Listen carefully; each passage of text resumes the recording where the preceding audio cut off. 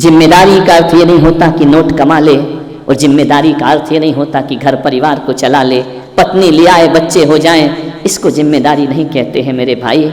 जिम्मेदारी तो उसे कहते हैं कि कैसी दिए में रोशनी छोड़ करके जाओ कि घर भी रोशन हो और पड़ोस भी रोशन होना चाहिए, उसका नाम जिम्मेदारी हुआ करता है। क्या आपने अपने बच्चों को ऐसे संस्कार प्रदान किए हैं कि मेरे बच्चे, मेरे बेटे अपने घर के आंगन में एक ऐसा पेड़ लगाना जिसकी छाया पड़ोसी के घर तक भी जाती हो? क्या ये संस्कार हमने दिए हैं? हमने तो शायद वो सौंप रहे हैं कि इस पेड़ की छाया केवल हमको मिलती रहे, पड़ोसी के घर में जाए तो डालियां काट देना चाहिए। ये संस्कार नहीं हुआ करते हैं। क्या आप अपने बच्चों के हृदय में वो दिया जला पाए हैं कि दहली के एक हिस्से पर दिया रख दिया जाए तो बाहर का दरवाजा भी रोशन हो और अपना दरवाजा भी रोशन हो? क्या ये दिया हम सौंप पाए हैं अपने बच्चों को, अपनी औलाद के प्रति?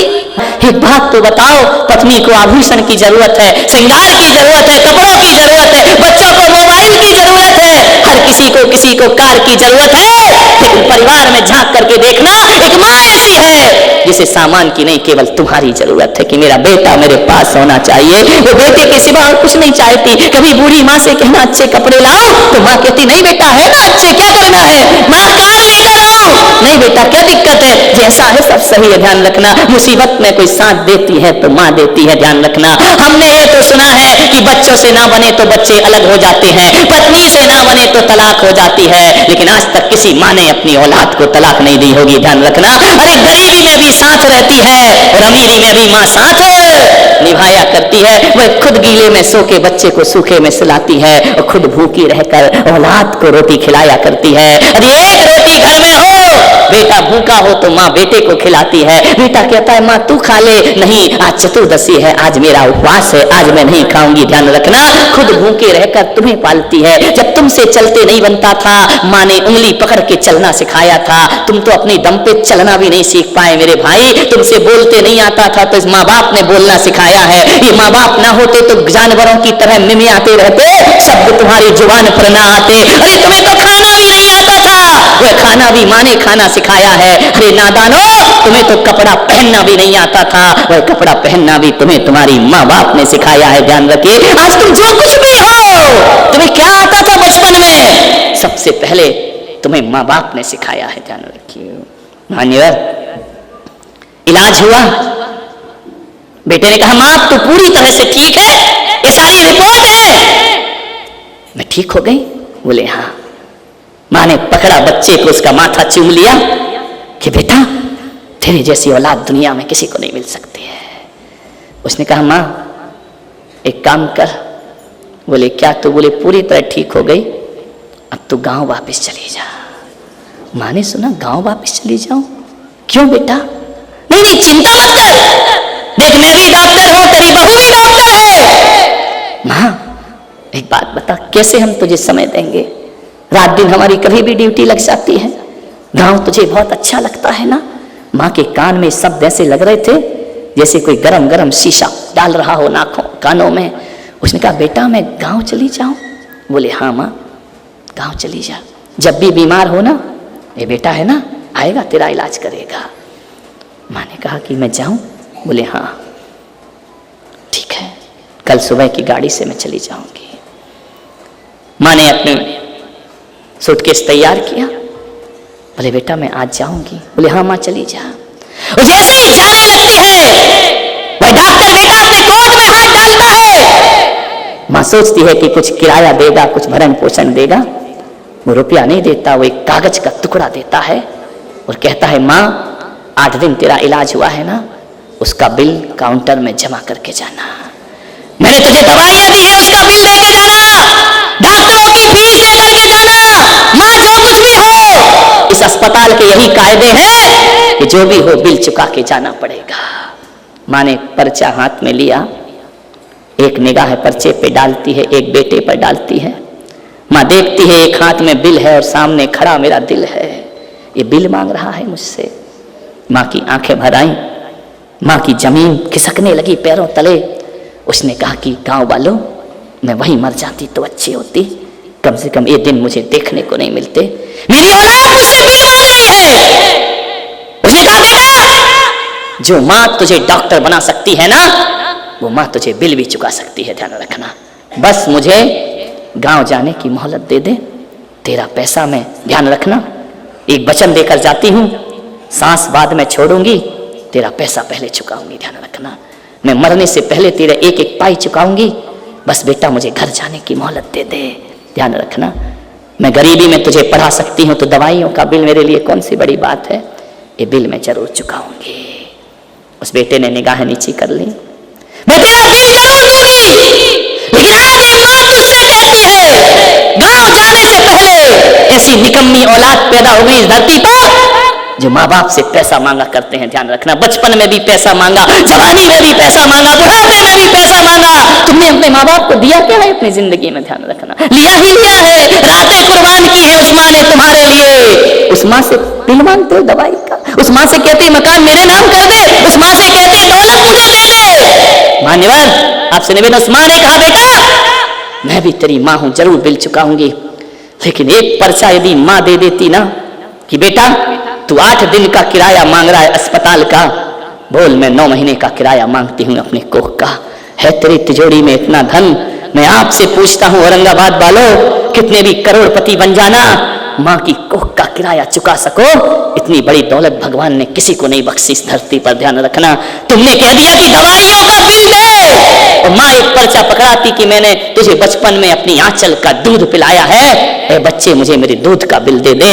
ये 10 यदि सामने आ जाए ना तो सारी दौलत मिट्टी का ढेर बन जाएगी। बाजार में गाय का दूध मिलेगा, बकरी का मिलेगा, भैंस का मिलेगा, बाजार में माँ का दूध नहीं मिला करता है, ध्यान रखिए। उस दूध का किराया तुम्हारे पास है, तुम्हारी माँ कह दे कि बोल मैंने तेरे लिए रातें जाग जाग कर काटी है, उसका पैसा चाहिए मुझे। और माँ कह दे कि मैंने तेरे गंदे कपड़े धोए हैं, उसका बिल चाहिए मुझे। तो बोलो यहाँ इस बैठी भरी सभा में और यूट्यूब से सुन रहे लाखों लोग, मैं प्रश्न करना चाहता हूँ, क्या तुम्हारी तिजोरी में इतना धन है माँ की रातों के पैसा चुका सको? है, ध्यान रखना। तुम्हारे पास इतनी दौलत है, माँ के अरमानों ने जिसने तुम पर लुटाए हैं, जीवन बर्बाद किया है, वो दे सको, ध्यान रखना। मैं आपसे एक ही निवेदन कहता हूं, ऐसी निकम्मी नपुंसक औलादें जो माँ बाप को बिल दिया करते हैं बुढ़ापे में, ध्यान रखिए। अरे माँ बाप के तो इतने एहसान होते हैं कि अपने शरीर की चमड़ी उतार कर 10 जन्म भी जूतियां पहनाओ तो भी माँ के ऋणों से कोई मुक्त नहीं हो सकता इस संसार में, ध्यान रखिए। माँ को जवाब देते हो, जिसने तुम्हें बोलना सिखाया उसे चुप कहते हो, तुम्हें शर्म नहीं आती है, ध्यान रखना। कैसे तुम माँ बाप से प्यार करते हो? एक बूढ़ा बाप यदि एक चीज को 2 बार पूछ ले तो बेटे को गुस्सा आता है। तुम्हें याद है वो दिन जब बचपन में एक चिड़िया आती थी तुम्हारे घर में, तुमने छोटे थे तो पूछा था पापा ये क्या है? पापा ने कहा बेटा चिड़िया है। थोड़ी देर बाद फिर आई चिड़िया, आपने कहा पापा ये क्या है? पापा ने कहा बेटा ये चिड़िया है। चिड़िया 10 बार आई, तुमने 10 बार पूछा, पापा ने कहा बेटा ये चिड़िया है। 10 बार पापा ने बोला, गुस्सा नहीं आया। लेकिन आज बुढ़ापे में बाप एक बात को 2 बार पूछ ले, बेटे को गुस्सा क्यों आ जाता है? बेटा क्यों कहता है? तुमको एक बार का समझ नहीं आता क्या? बार बार वही बात बोलना पड़ती है पापा, तुम्हें एक बार का समझ नहीं आता? यदि बचपन में बाप ने कह दिया होता तुझे एक बार का समझ नहीं आता, आज किस पर अकड़ते हो तुम? ये माँ बाप यदि तुम्हें पालते नहीं ना, जन्म देके किसी कचरे घर में फेंक आते तो किस पर अकड़ते तुम? ध्यान रखिए, माँ बाप के दम पर अकड़ रहे हो ना तुम। मान्यवर, मेरा आपसे निवेदन है, लाखों रुपए कमाना बहुत आसान है, एक बच्चे को पालना बहुत कठिन काम हुआ करता है, ध्यान रखना। करोड़पति बनना बहुत आसान है, लेकिन एक बात ध्यान रखना, अपने माँ बाप को इज्जत देना बहुत कठिन काम होता है। दुनिया से सम्मान बटोर सकते हो, लेकिन माँ बाप, ध्यान रखना। भगवान के मंदिर जाते हो ना, भिखारी की तरह, भगवान मांगने के बाद देता है, गुरु मांगने के बाद देता है, बहन भाई मांगने के बाद देते हैं। माँ ऐसी भगवान है जो बिना मांगे बच्चे को सब कुछ दे दिया करती है। मांगने की जरूरत नहीं पड़ती है, माँ सब कुछ दे दिया करती है। मान्यवर, मैं आपसे निवेदन करता हूं, हिंदू बनो, मुसलमान बनो, जैन बनो, सिख बनो, ईसाई बनो या ना बनो, धार्मिक बनो या ना बनो, मैं हर जन्मेदनी से यही कहता हूं, हर बेटे को इस जन्म में कोई बड़े ऑफिसर कलेक्टर बन पाओ या ना बन पाओ, हर बेटे को अपने माँ बाप का श्रवण कुमार जरूर बनना चाहिए, ध्यान रखना है। आज इस देश को श्रवण कुमारों की जरूरत हुआ करती है, ध्यान रखिए। एक अपनी बात समाप्त करता हूँ, समय ज़्यादा हो गया है। एक बेटे ने बहुत अच्छा ऑफिस खोला, पिता को बुलाया कि पिताजी आओ, देखो मैंने कितना कमाया है, कितना बड़ा आदमी बन गया, मेरे ऑफिस का उद्घाटन करो। पिता गया, जैसे ही गया पिता देखा कि मेरे बेटे ने बहुत कुछ कमा लिया, इतना बड़ा ऑफिस बना लिया है, इतना बड़ा व्यापार खड़ा कर लिया। मालूम है, उस बेटे से उस पिता ने पूछा कि बेटा एक प्रश्न कर सकता हूं तुझसे? बेटे ने बोला करो। बोले कि दुनिया में सबसे ज्यादा किस्मत वाला कौन होता है? सबसे ज्यादा सौभाग्यशाली कौन होता है? उसने कहा पिताजी सबसे ज्यादा सौभाग्यशाली। बोले आज तूने इतना बड़ा ऑफिस बनाया है, तो एक बात बता बेटा, इसमें तूने किसकी दम पर बनाया? उसने कहा पिताजी मैंने अपनी दम पे बनाया, मैंने ही सब कुछ किया है, मैंने ही मेहनत की है, मैंने ही सब कुछ किया है, मैं ही सब कुछ हूं इस दुनिया में, मेरे से बड़ा दुनिया में कोई नहीं होता है। पिता ने कहा शायद कमा के अकड़ आ गई होगी। पिता को किसी और उत्तर की अपेक्षा थी, बेटे ने कोई और उत्तर दे दिया। बोले पिताजी जो भी है ना इस दुनिया में वो सब मेरी बदौलत है, सब मैंने किया है, सब मेरे से हुआ, ये व्यापार मेरा है, सब कुछ मेरा है। पिता ने कहा ठीक है बेटा, तू कुछ बदल नहीं गया? बोले नहीं पिताजी, मैं कहाँ बदला हूं, जो कुछ भी है ना वो सब मेरा है। पिता ने कहा ठीक है। पिता जाने लगा, बेटे ने कहा इधर आओ पिताजी, मैं समझ गया तुम अंदर क्या सोच रहे हो, तुम यही सोच रहे हो ना कि मुझे अकड़ आ गई, लेकिन मैं कहता हूं पिताजी, मेरे से बड़ा मेहनती, मेरे से बड़ा सक्सेस आदमी और मेरे से बड़ा किस्मत वाला इस दुनिया में कोई नहीं हो सकता है, मैं ही सब कुछ हूं। बोले क्यों बेटा, ऐसी भाषा क्यों बोल रहा है? बोले आज जो इतना बड़ा सौभाग्यशाली हुआ हूं ना, इसलिए हुआ हूं कि मेरे पास तुम्हारे जैसे पापा हैं, ध्यान रखिए, तुम्हारे जैसे पिता हैं, इसलिए आज मैं इतना बड़ा हुआ हूं। और जो मैंने कहा ना कि मैं सबसे बड़ा सौभाग्यशाली हूं, सौभाग्यशाली इसलिए हूं पापा कि तुम्हारा आशीर्वाद मेरे सिर पर है, ध्यान रखना। एक घड़ा कितना भी बड़ा हो जाए पापा, उसने घड़े के पास ले गया, इस घड़े का पानी देखो पापा, ये मिट्टी का घड़ा कितना बड़ा है। बेटा तू इतना बड़ा हो गया? बोले मैं घड़े के बराबर बड़ा हो गया हूं, लेकिन एक बात याद रखना पापा, घड़ा कितना भी बड़ा हो जाए उसके मुंह पे जो ढक्कन होता है ना बहुत छोटा होता है।